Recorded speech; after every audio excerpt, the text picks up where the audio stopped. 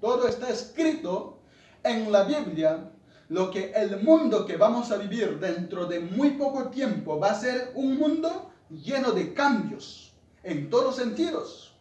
Sobre todo en el sentido en el mundo espiritual, algunos dirán, pero en lo económico, en lo político, en lo familiar, en todo.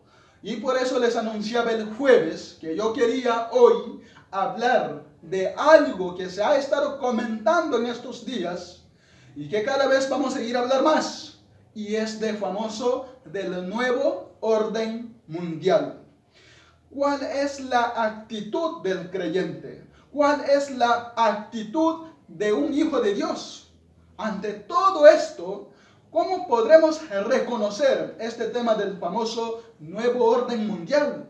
Y todas estas cosas, ¿no? Vamos a leer unos cuantos textos de la Biblia, porque yo quiero que la Biblia sea la que habla a tu vida. Que la palabra sea la que habla a tu corazón y te convenza y te muestre la palabra el camino correcto, que te ilumine la palabra y después tú tendrás que tomar tus propias decisiones. Quiero llevarles a dos porciones del Nuevo Testamento. Una de ellas se encuentra en el capítulo 13 del libro de Apocalipsis. Después volveremos a la segunda porción, que precisamente la parte de la que nos leía nuestro hermano Michael esta tarde. En Apocalipsis capítulo 13, sabes que el libro de Apocalipsis es un libro que a mucha gente le da como miedo. Algunas personas dicen, no lo leo porque no lo entiendo. Y sin embargo, el libro de Apocalipsis no se escribió para confundir a nadie, sino todo lo contrario. Se escribió para aclarar dudas. Se escribió para que la gente no tuviera miedo, sino que tuviera paz y tuviera tranquilidad. Es cierto que tenemos en nuestras manos, son libros que tienen lenguaje simbólico. Es un lenguaje donde a veces pues no entendemos a priori y lo que nos quiere decir la palabra. Porque ya te digo, ya está escrito entre comillas en clave. Algunos dicen que para que si este libro, si esta información llegara a la mano de los inconversos, no lo entendieran. Pero los creyentes tenemos la base, tenemos el fundamento bien puesto. Podemos entender las cosas que dice Apocalipsis. Y hay muchas cosas que habla este libro. Pero en el capítulo 13 habla de lo que llama la Biblia las dos bestias.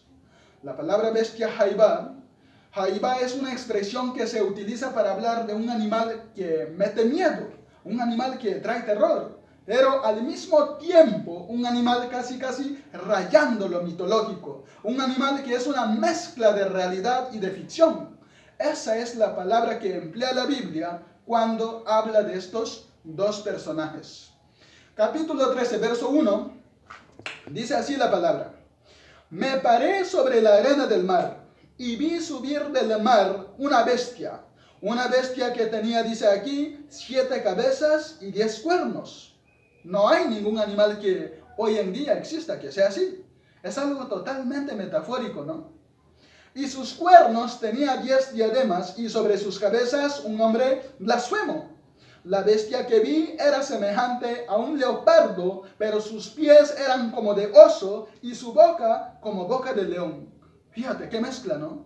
Y el dragón le dio poder, su trono y grande autoridad. 3 cosas, no los olvides. Poder, su trono y grande autoridad. Versículo 3.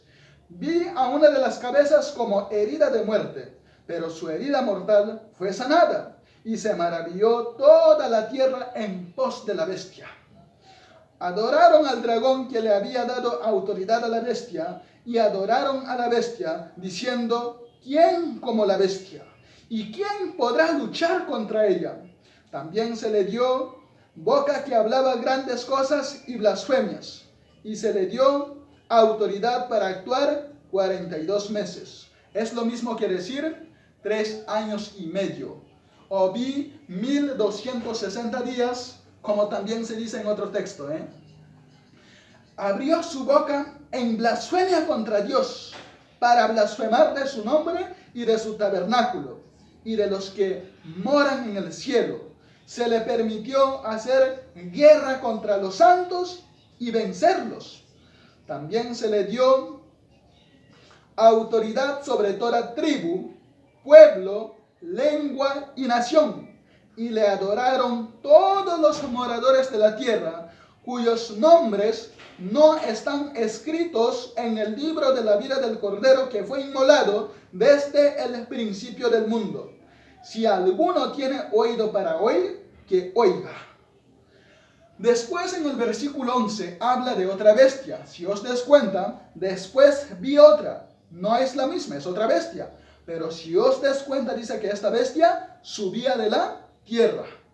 Sin embargo, en el capítulo 13, verso 1, dice que la primera bestia subía del mar. ¿Lo ves ahí? Vi subir del mar. El versículo 11 dice otra bestia que vi subir de la tierra. Son dos entidades completamente diferentes la una de la otra. A lo largo de la historia, la humanidad ha conocido muchos sistemas de gobierno. Ha conocido durante un tiempo, parte de la humanidad durante un tiempo conoció un sistema que ya prácticamente no existe, pero que se llamaba la teocracia. Era Dios, el creador, gobernando al pueblo y llevando la palabra a través de sus profetas, y fue un periodo muy hermoso de la historia, donde Dios hacía las funciones de gobernante o de rey, y su pueblo obedecía, y cuando Dios tenía que comunicarse o transmitir un mensaje al pueblo, como lo acabo de decir, lo transmitía a través de sus siervos o los profetas. Después, dice la Biblia, decidieron cambiar y dejar ese sistema y entraron en un sistema llamado monarquía. El rey moría y su hijo ocupaba el lugar y en fin, todos sabemos que es otro sistema de gobierno. El mundo ha conocido la monarquía, la teocracia, el comunismo, el capitalismo, la democracia, gobiernos de derecha, gobiernos de centro, gobiernos de izquierda, gobiernos comunistas, gobiernos socialistas, en fin, hay cantidad de formas de llevar a este mundo, pues por distintos caminos. Pero la Biblia nos habla de un nuevo orden, de un nuevo gobierno, que en cierto sentido tendrá un poco de todo lo que les acabo de comentar. Tendrá un poco de monarquía, un poco de comunismo, un poco de democracia, un poco de capitalismo. Será como una especie de mezcla, pero también es un sistema completamente nuevo. El hombre nunca ha visto ese sistema de gobierno que en los últimos tiempos se levantará. Y se levantará del antiguo territorio que ocupó el Imperio Romano. Yo no sé cómo estás de geografía y de historia, pero el antiguo Imperio Romano conquistó prácticamente todo continente europeo, de punta a punta, todo Magreb, todo lo que son las naciones del norte de África y parte del Oriente Medio, incluido Siria, Egipto, Palestina y otros países más.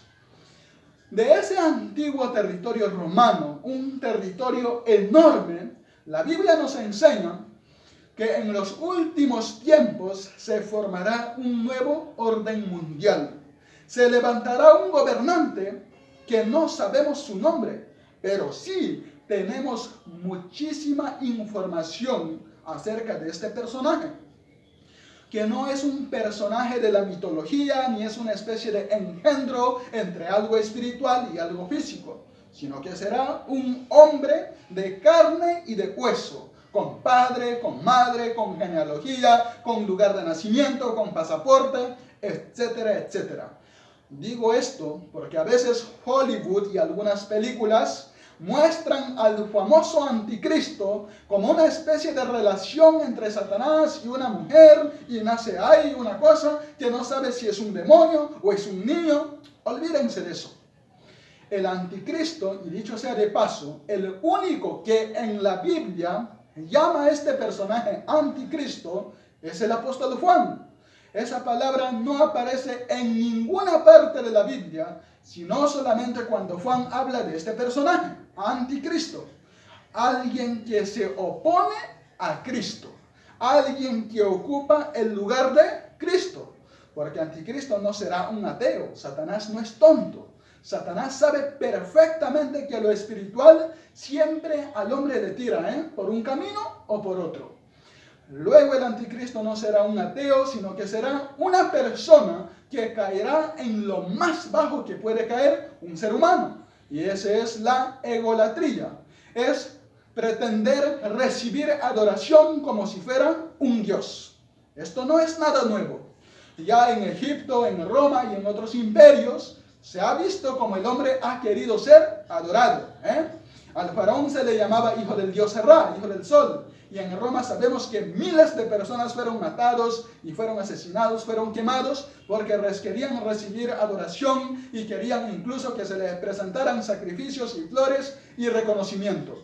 Así que el Anticristo será una persona que al principio, digamos que entre comillas, respetará todos los cultos, todas las creencias, todas las religiones, todo vale, no pasa nada, pero vamos a ver cómo después la Biblia nos dice que pega un cambio y vamos a ver cómo lo espiritual le va a dar importancia tremenda, porque el Anticristo en el Antiguo Testamento se le llama Gog, G-O-G. A continuación vamos a seguir con la explicación, espero que lo comprendas de lo mejor y vamos a continuar al siguiente video. Muchísimas gracias.